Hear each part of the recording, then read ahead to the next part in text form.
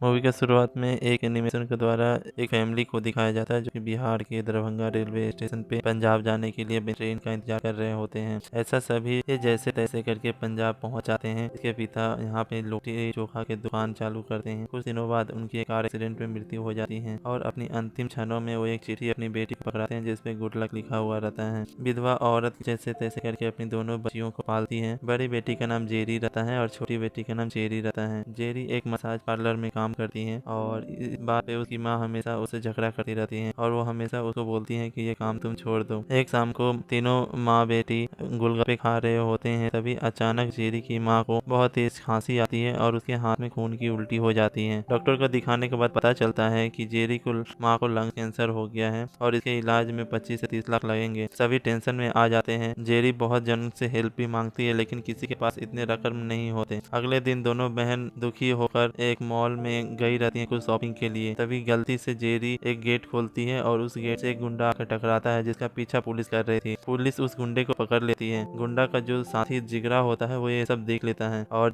Jerry और cherry को रास्ता में रोक लेता है। रास्ते में रोकने के बाद जिगना का बॉस टिमनी आता है और उसे जेरी को ड्रग्स लाने के लिए कहता है। इसके बदले में उसकी बहन को अपने पास रख लेता है। जेरी जैसे तैसे करके पुलिस से बचकर ड्रग्स ला देती है और अपनी बहन को छुड़ा लेती है। जेरी जिगना को पर्स चुरा ली रहती है। अगले दिन जेरी पर्स वापस करने जाती है और टिम्मी जो कि बॉस है सभी का उसे काम मांगती है। टिम्मी एक अच्छा इंसान रहता है और वो जेरी को पसंद भी करने लगता है और अंत में टिम्मी जेरी को अपने काम पे रख लेता है। टिम्मी अपने बॉस को इसका खबर देता है कि ये अच्छी लड़की है, मासूम लड़की है और ये काम करेगी, पुलिस की नजर में आए बिना। अगला दिन जेरी टिम्मी के ढाबे पे पहुंच जाती है और उसे टिफिन बॉक्स में ड्रग्स दिया जाता है जो कि मल्लिक को ठिकाने पर पहुंचाना रहता है। जेरी एक बस में चढ़ती है और सामान को लेकर मल्लिक के अड्डे पर पहुंच जाती है और सफलतापूर्वक ये ड्रग्स उसे पहुंचा देती है। ऐसा करते करते बहुत दिन निकल जाते हैं और पुलिस को जरा भी शक नहीं होता कि इतनी मासूम दिखने वाली लड़की ड्रग्स एक जगह से दूसरी जगह पहुंचाने का काम भी करती है। टिम्मी के जो लड़के रहते हैं वो जेरी से जलने लगते हैं, जिसमें से एक लड़का जलन के मारे पुलिस को इन्फॉर्म कर देता है कि जेरी बस में चढ़कर ड्रग्स की सप्लाई किया करती है। तभी अगले दिन जब जेरी ड्रग्स लेकर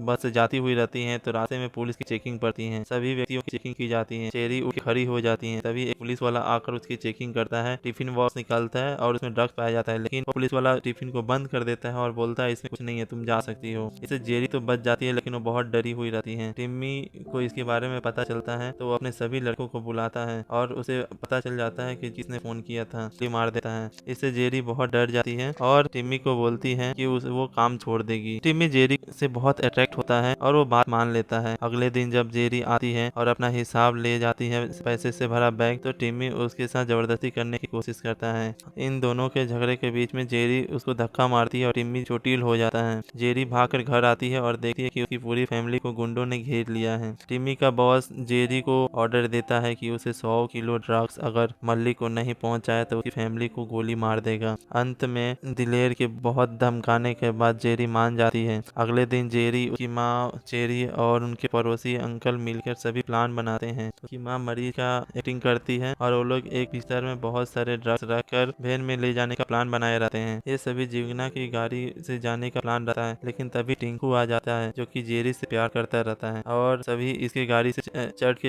इसके गाड़ी में चढ़कर प्लान को आगे बढ़ाते हैं। ऐसे 2 बार पुलिस की चेकिंग पड़ती है और दोनों बार माँ की बीमारी हालत को दिखाकर उसे कागज दिखाकर वहाँ से निकल जाती हैं और मल्लिक के अड्डे पर माल पहुँचा देती हैं। लेकिन मल्लिक को जब पता चलता है कि इसने सिर्फ 10 किलो ही माल है और बाकी माल नहीं मिला है तो बहुत गुस्सा होता है। लेकिन थोड़ी देर बाद उसे और पता चलता है कि ये जो 10 केजी माल है ये नमक के रहता है। जेरी और उसके सभी साथी को इसके बाद पकड़ लिया जाता है और जो माल रहता है उसे भी जब्त कर लेता है। बबलू नाम का गुंडा जो मल्लिक का चेला रहता है उसे फोन करके बताता है कि ये जो माल पकड़ा गया है ये नमक नहीं चीनी है। इससे मल्लिक बहुत गुस्सा हो जाता है। बबलू जेरी को 2-3 थप्पड़ भी मारता है और उसके साथ कुछ गलत करने की भी कोशिश करता है। बबलू जब जेरी के फैमिली वाले को परेशान कर रहा होता है तो जेरी सब सच बता देती है कि असली में ट्रक कहाँ है, जो कि उसके घर का एड्रेस होता है। मल्लिक उस एड्रेस पे पहुंच जाता है लेकिन जेरी के कुछ दोस्त उसके घर पे पहले से मौजूद रहती हैं जो कि माल लेने नहीं देते। बबलू जेरी के साथ गलत करने की कोशिश करता है, तभी उसकी माँ और उसकी बहन मिलकर बबलू को मार कर नीचे गिरा देता है। तभी पुलिस वहाँ पहुँच जाती है और सभी को बंदी बना लेते हैं। फिर पुलिस जेरी के साथ मिलकर दिलेर को पकड़ने की प्लानिंग करती है। पुलिस भेष बदलकर एक जगह पर छिप जाते हैं जहाँ पे दिलेर को जेरी के साथ मिलने का टाइमिंग फिक्स किया गया रहता है,